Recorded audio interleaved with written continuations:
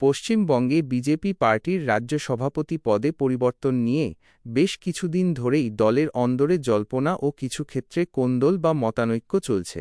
বর্তমান রাজ্য সভাপতি হলেন সুকান্ত মজুমদার। তিনি ২০২১ সাল থেকে এই পদে রয়েছেন।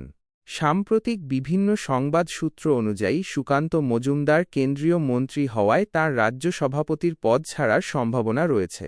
এই পরিস্থিতিতে নতুন রাজ্য সভাপতি কে হবেন তা নিয়ে দলের মধ্যে আলোচনা এবং কিছু নেতার মধ্যে ভিন্নমত দেখা যাচ্ছে। সভাপতি পদের দৌড়ে যাদের নাম শোনা যাচ্ছে: শুভেন্দু অধিকারী, রাজ্য বিধানসভার বিরোধী দলনেতা এবং দলের একজন শক্তিশালী মুখ। অনেক নেতা, যেমন তথাগত রায়, অর্জুন সিং, তার রাজ্য সভাপতি হওয়ার পক্ষে সওয়াল করেছেন। দিলীপ ঘোষ, প্রাক্তন রাজ্য সভাপতি এবং বর্তমানে সাংসদ, তার অনুগামীরা চাইছেন তিনি আবার এই পদে ফিরে আসুন।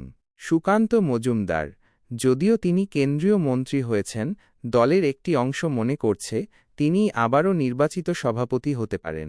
শ্রমিক ভট্টাচার্য, দলের একজন গুরুত্বপূর্ণ নেতা।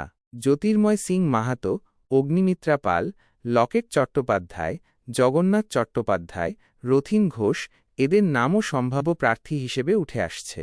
কোন্দল বা মতানৈক্যের কারণ: ক্ষমতার ভারসাম্য। দলের মধ্যে বিভিন্ন গোষ্ঠীর মধ্যে ক্ষমতার ভারসাম্যের লড়াই রয়েছে। কে রাজ্য সভাপতি হবেন তার ওপর এই ক্ষমতার ভারসাম্য অনেকটাই নির্ভর করে। নেতৃত্বের পছন্দ: কেন্দ্রীয় নেতৃত্ব এবং রাজ্য নেতৃত্বের পছন্দের প্রার্থী নিয়ে ভিন্ন মত থাকতে পারে। দলবদলু বনাম পুরনো কর্মী: দলের মধ্যে তৃণমূল থেকে আসা নেতা এবং পুরনো দিনের বিজেপি কর্মীদের মধ্যে একটি চাপা বিরোধ লক্ষ্য করা যায়। রাজ্য সভাপতি পদে কে বসবেন তা এই সমীকরণকেও প্রভাবিত করে। পারফরম্যান্সের মূল্যায়ন: লোকসভা নির্বাচনের ফলাফলের পর দলের মধ্যে রাজ্য সভাপতির ভূমিকা নিয়ে মূল্যায়ন চলছে। কেউ কেউ মনে করেন এই পদে পরিবর্তন দলের জন্য ভালো হবে।